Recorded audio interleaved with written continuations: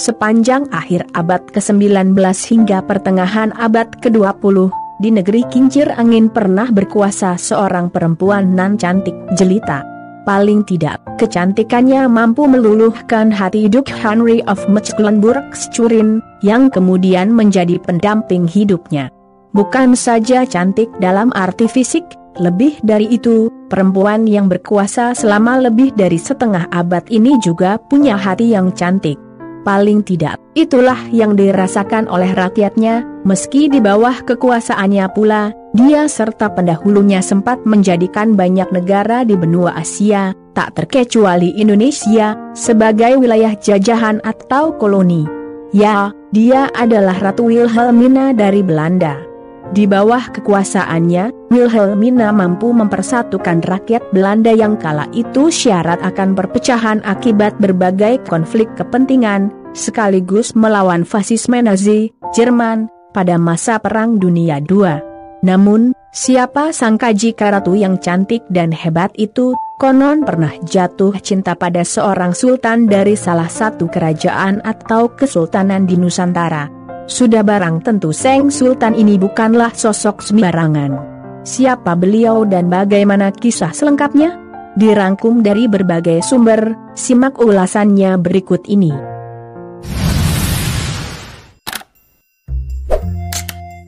Dia adalah Syarif Kasim Abdul Jalil Syaifuddin dari Kesultanan Siak Sri Indrapura, Riau. Setelah naik takhta menggantikan Sultan Syarif Hashim, ayahandanya, pada tahun 1915, beliau kemudian lebih dikenal dengan julukan Sultan Syarif Kasim II. Dilansir dari wikipedia.com, kala itu usia beliau masih cukup belia, yakni 21 tahun. Sejarah mencatatnya sebagai seorang pendukung perjuangan kemerdekaan Indonesia. Itu terlihat dari pengorbanannya yang begitu besar kepada negeri ini. Hampir seluruh harta benda yang dimiliki, beliau sumbangkan untuk perjuangan. Tak tanggung-tanggung, nilainya mencapai 13 juta gulden. Angka itu setara dengan 151 juta gulden, atau 69 juta euro di tahun 2011. Bahkan, tak berselang lama setelah proklamasi kemerdekaan berkumandang, Sultan Syarif Kasim II menyatakan bahwa Kesultanan Siak Sri Indrapura sebagai bagian wilayah Indonesia. Pengorbanan itu pun beliau lakukan tanpa pamrih. Beliau ikut pula mempromosikan Indonesia ke seantero Sumatera.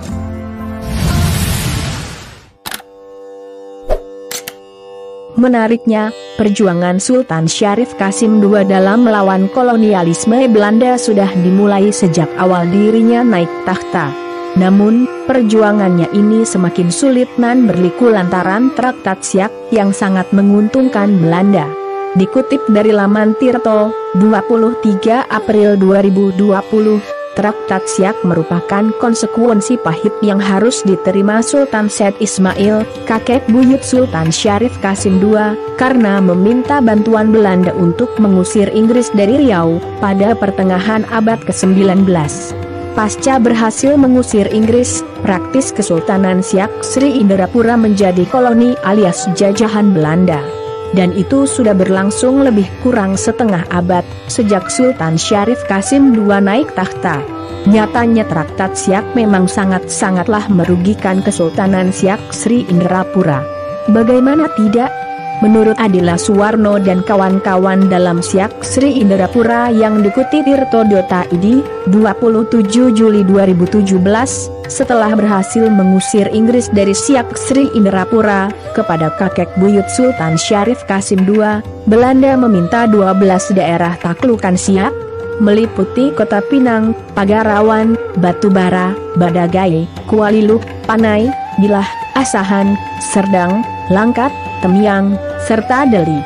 Belanda hanya mengakui hak otonomi Siak secara terbatas, yakni cuma wilayah asli milik Kesultanan Siak Sri Indrapura, dan menyatakan bahwa Kesultanan Siak Sri Indrapura bernaung di bawah kerajaan Belanda.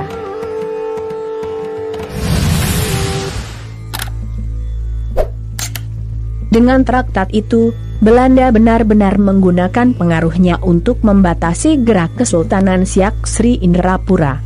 Siak Sri Indrapura benar-benar dibuat lemah. Kala itu, melawan Belanda sama saja bunuh diri.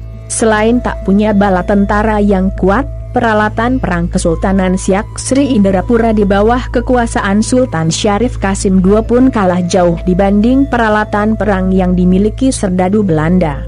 Meski sulit, namun nyatanya toh tak lantas membuat ciut nyali Seng Sultan untuk tetap berjuang meraih kemerdekaan. Bukan mengandalkan otot, tapi kecerdasan. Maka dari itu, Sultan Syarif Qasim II memulai perjuangannya dengan mencerdaskan kehidupan rakyat Siak Sri Indrapura.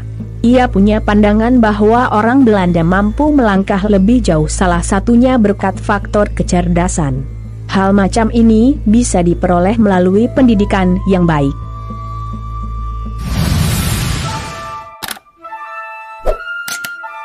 Sadar akan betapa pentingnya pendidikan bagi seluruh rakyatnya, Sultan Syarif Qasim II kemudian mendirikan sekolah dasar sendiri dengan mengakomodasi norma serta nilai luhur dalam kearifan lokal dan nasionalisme.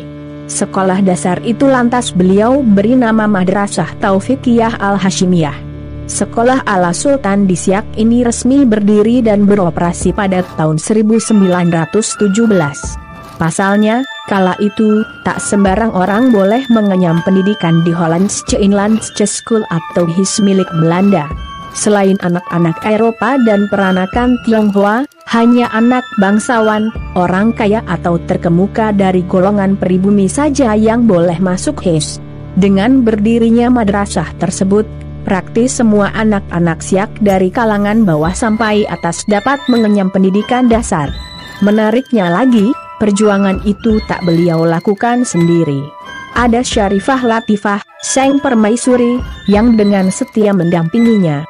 Sultan Syarif Qasim II rupanya mendukung penuh keinginan Syarifah Latifah yang juga ingin turut berjuang di jalur yang sama.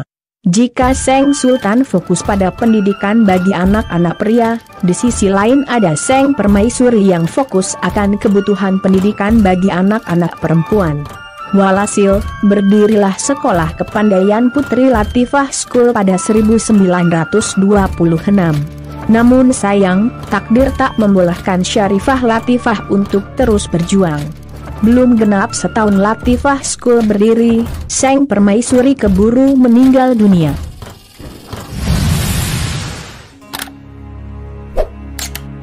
Tapi beruntungnya, perjuangan mencerdaskan kehidupan anak-anak perempuan Siak tak berhenti. Masih ada Tengku Maharatu, permaisuri kedua Seng Sultan yang meneruskan perjuangan panjang tersebut. Dan, perjuangan ini terus berkembang. Pasalnya, selain meneruskan Latifah School, Tengku Maharatu juga mendirikan Madrasyatul Nisa. Madrasyatul Nisa merupakan sekolah khusus perempuan yang setara dengan HIS maupun Madrasah Taufikiyah Al-Hashimiyah. Di sekolah ini, anak-anak perempuan diajarkan tentang ilmu pengetahuan umum. Selain itu, Tengku Maharatu pula lah yang menggagas berdirinya bangunan megah yang kemudian difungsikan untuk menampung anak-anak yatim piatu yang juga disekolahkan di Latifah School. Bahkan, beliau pula lah yang menggagas sekolah taman kanak-kanak.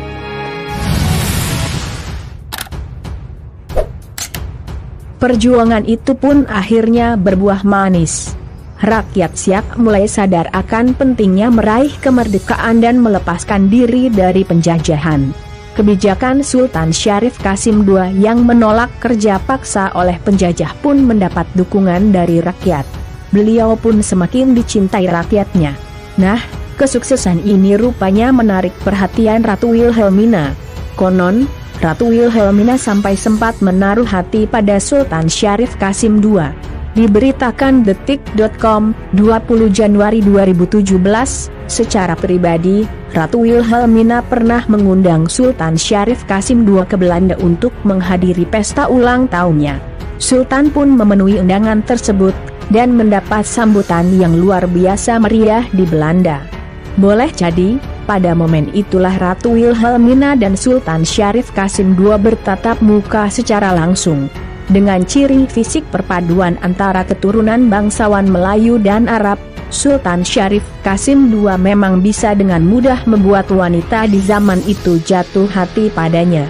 Ratu Wilhelmina dari Belanda jatuh hati dengan Sultan Syarif Kasim II karena dia ganteng, gagah, dan peduli dengan rakyat kecil, tutur Sukri, seorang pemandu di Istana Siak Sri Indrapura kepada Detik Travel, Kamis, 19 Januari 2017.